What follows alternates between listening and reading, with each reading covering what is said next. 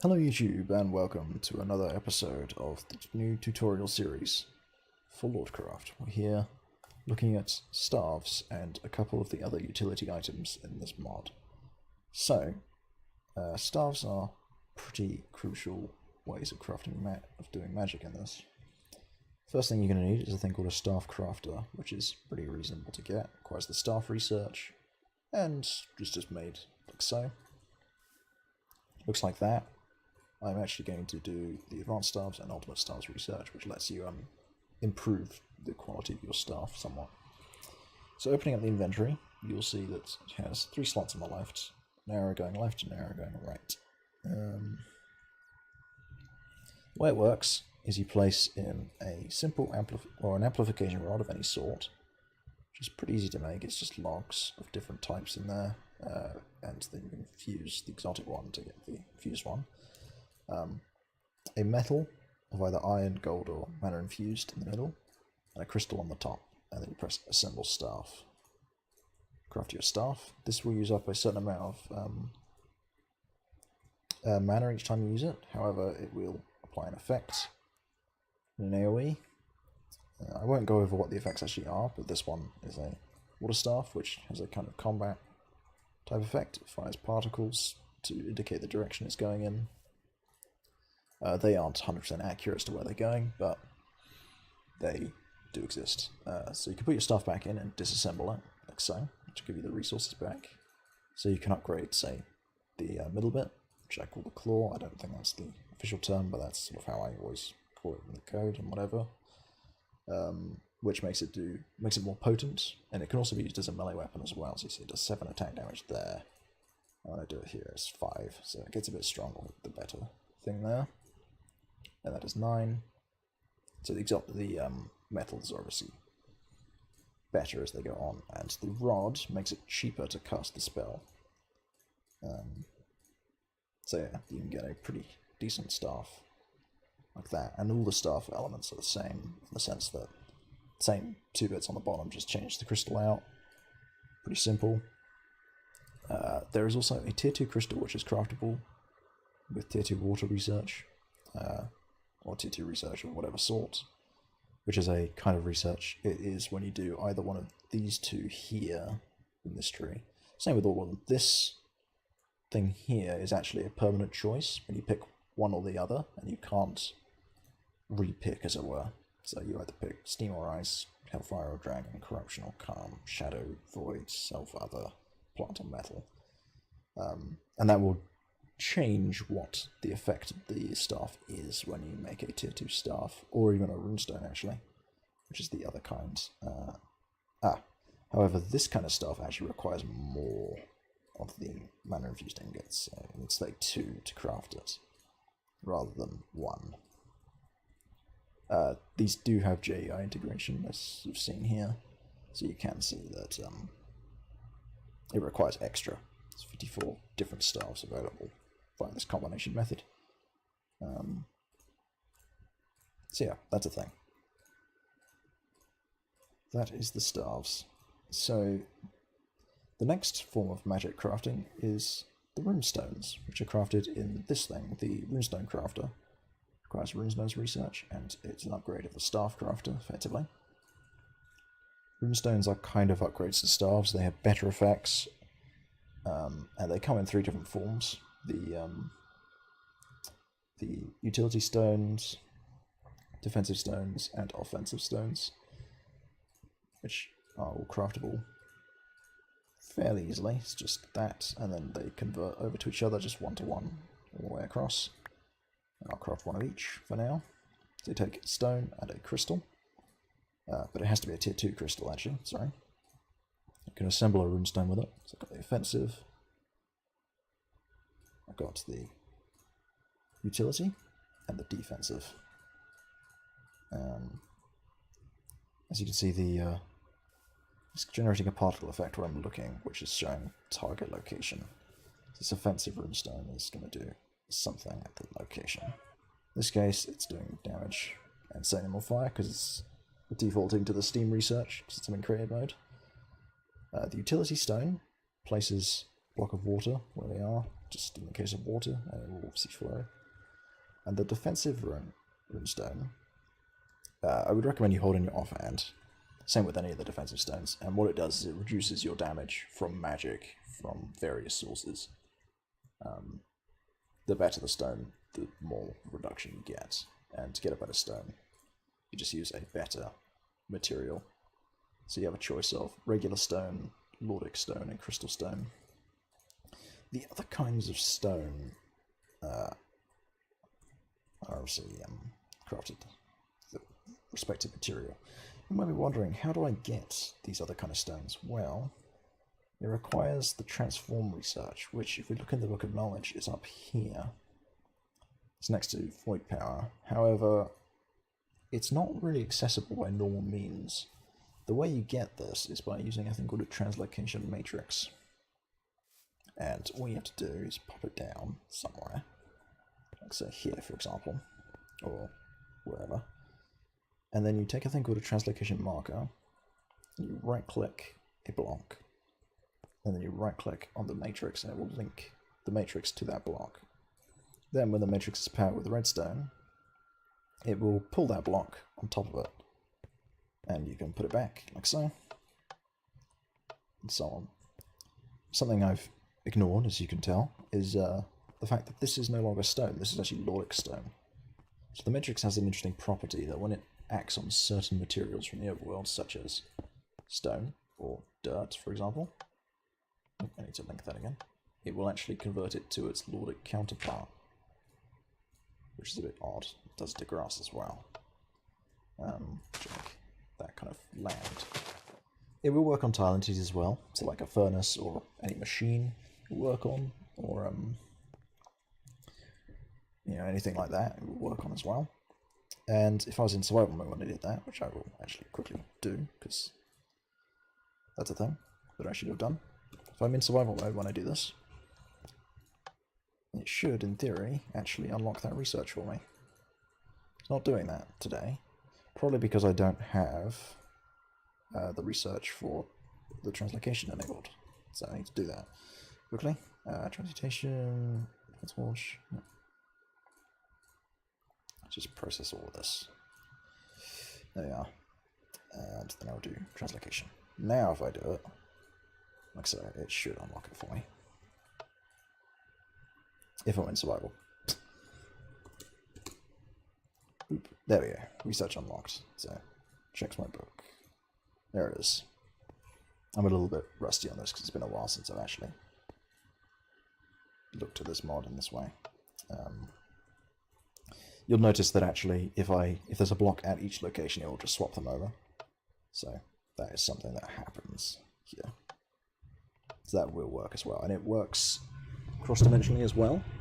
So for example, if I had, let's say, something complicated like a fluid tank in this world, and a furnace in the nether or something, it could swap them over, and so on. So in the process of researching, you'll notice it started raining. That happens whenever you complete this research here, the Thalos research, which is the one that actually unlocks you the ability to access all of the other researchers around. Like so. Then you can craft from these two, whatever you need. So that's a thing. So that is how you get the stone, crystal, and so on. Crystal can only be crafted using this research by putting Lordic stone with mana-infused gems. They do have building material blocks, but they're very expensive, so I wouldn't bother with them if I were you. Unless you have a lot of resources around, that's an option. So one of the other researches I did was this Advanced Forge and Arcane Crafting upgrade, which is sort of interesting to look at. So that gives us the Advanced Arcane Workbench and the Advanced Arcane Forge. So the Advanced Arcane Workbench is like the regular Arcane Workbench, except it has these extra slots down here, which are used for a variety of things. You can store things in there if you want. It'll let you do that, and they'll keep your inventory and so on. So just slightly more useful Arcane Workbench in some ways. And then the advanced forge is basically just a faster forge. So I'll do any of the normal recipes just a bit quicker.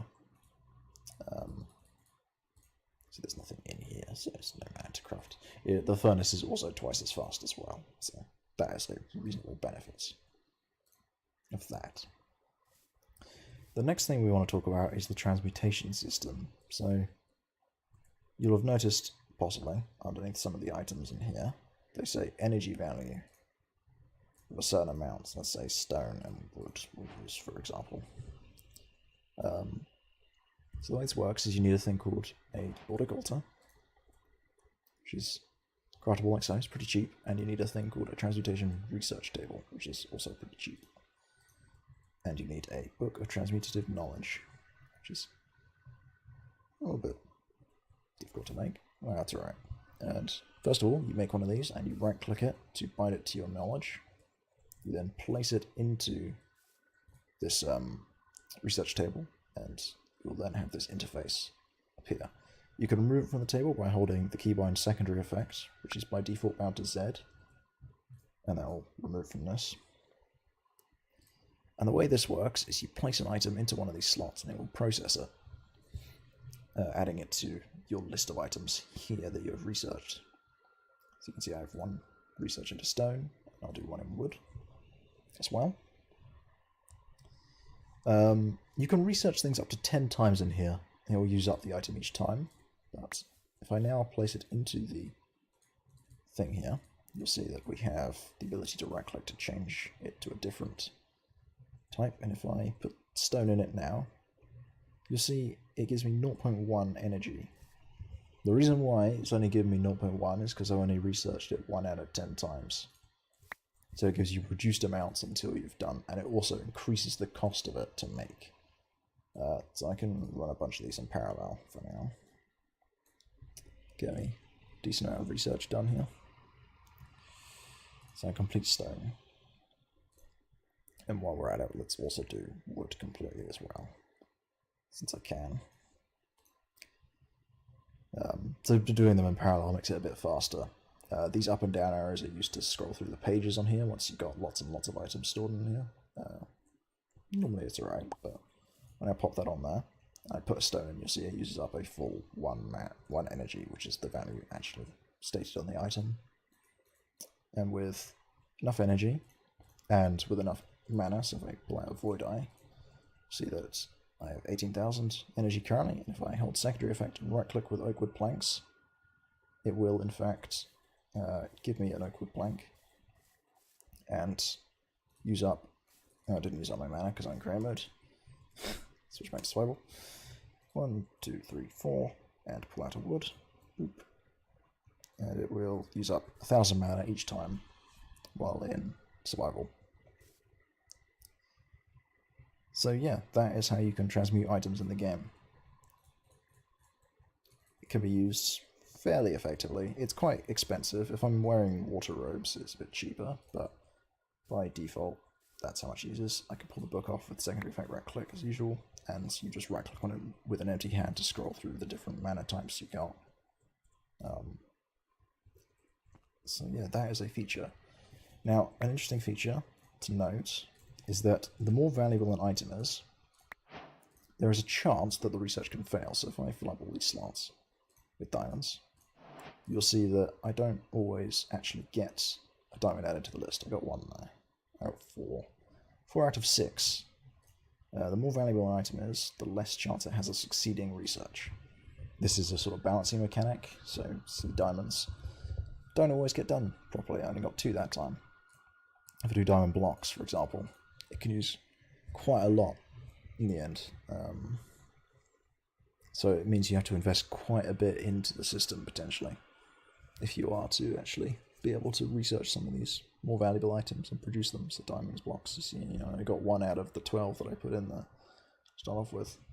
So it is random, but yeah, it's definitely a system that slows down your ability to progress in this regard, because this is obviously quite a lot of resources that I'm spending here in order to actually produce stuff. As you can see, I'll take this out now, don't need to process any more of those.